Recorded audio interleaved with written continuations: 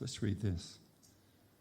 It's about the rare gift of human life, asking life's essential questions. Simmons, there were no questions tonight.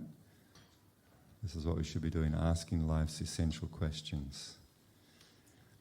Beyond the activities humans and animals have in common, which is eating, sleeping, sex life, and defending, arguing, fighting, human beings have a fifth faculty, the intelligence to inquire into the truth of their existence, asking the questions, who am I?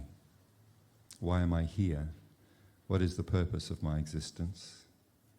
Why am I suffering? How can I liberate myself from this suffering condition? It is this extraordinarily valuable ability to be introspective, to question the meaning and the purpose of our existence, and endeavour to find a solution to human suffering that sets humans apart from animals. So this is that ability to question, to actually even recognise, to acknowledge that I am suffering. Even that is actually very difficult due to the influence of material existence.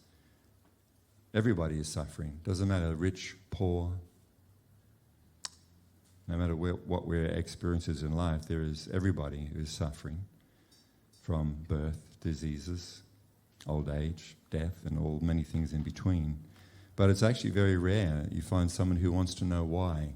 We just accept this condition of suffering as, well, that's the way it is. You've got to accept the good with the bad. There's pleasure and pain. And we just think this is life. But actually, according to all sacred traditions, all spiritual traditions and saintly persons, this is not the case. Our real situation, our real existence is not to suffer. This is an unnatural condition. Is any kind of suffering at all is unnatural for the eternal living being. The nature of each of us is Sat, Chit, Ananda. We are eternal, full of wisdom and understanding and blissful by nature. If we are a little introspective, we will see this is not the existence, not the nature of our existence in this world. So to ask those questions is actually the real purpose of our life. To find answers to those questions is the purpose of our life. I think we talked about it the other week, the two most important times in our life is the time we're born and when we find out why, what our purpose here is for. So here we are finding out what our purpose is, to ask these questions and find the answers to who am I? Why am I here? What is the purpose of my existence? Why am I suffering? And how can I liberate myself from this suffering condition? It is this extraordinarily valuable ability to be introspective, to question the meaning and purpose of our existence, and endeavour to find a solution to human suffering that sets us apart. According to yoga, we shouldn't set as our goal of life achievement of things which will not satisfy our hearts. I find this really deeply profound if we actually consider it. According to yoga, we shouldn't set as our goal of life achievement of things which will not satisfy our hearts, are temporary, and come hand in hand with suffering. Instead, we should learn where true happiness can be found. A happiness that will bring us great joy, will truly satisfy our heart, and will not disappear. Once having learned where that highest happiness can be found, we should live a lifestyle and make the primary focus of our time and attention on those yoga processes and practices that will help us achieve that goal. So how can we become happy? We have to understand who we are. We are the part and parcel of the Supreme Soul. Like a sun ray is part and parcel of the sun. We are eternal. We cannot exist separate from the sun and retain warmth. In other words, the sun ray cannot remain separate from the sun, yet remain warm.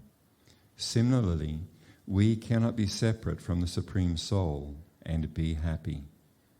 Happiness is our warmth. Happiness is our reconnecting with the Supreme Person. Happiness in that eternal spiritual world is not something that we can understand by comparing it to the happiness that we have in this material world. It is real happiness. It is lasting. It is deeper than one can imagine with their minds.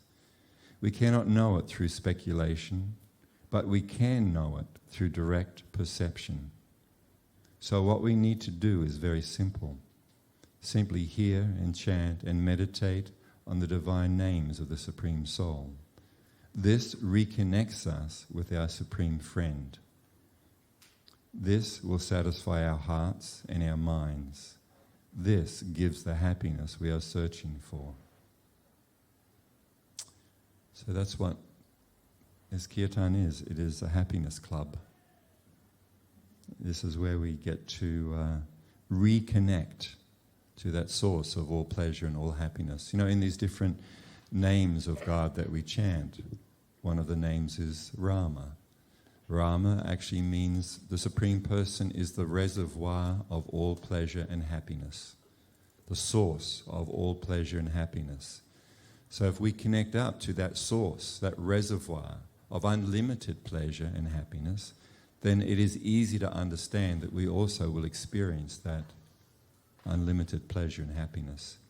And because there is no difference between the Supreme Soul and the holy name of the Supreme, when we connect up to, immerse ourselves in, take shelter in these transcendental names, then we are directly connecting up to the reservoir of all pleasure and happiness. And then gradually, as the heart and mind become purified by this connection to the divine, through transcendental sound, we will begin to experience that, as we were reading there, that happiness which is ever existing, which is not temporary, which is actually satisfying to our hearts. So this is a happiness club. That's actually what kirtan is. So it's not a club that we have to join. In fact, cannot join. It is impossible to join pleasure, happiness, love. It has to be, as we also read, directly experienced by direct perception. And that direct perception is not through the material senses. It is through transcendental senses. It is that inner connection, that inner direct perception. So without further ado, let us come back to our happiness club.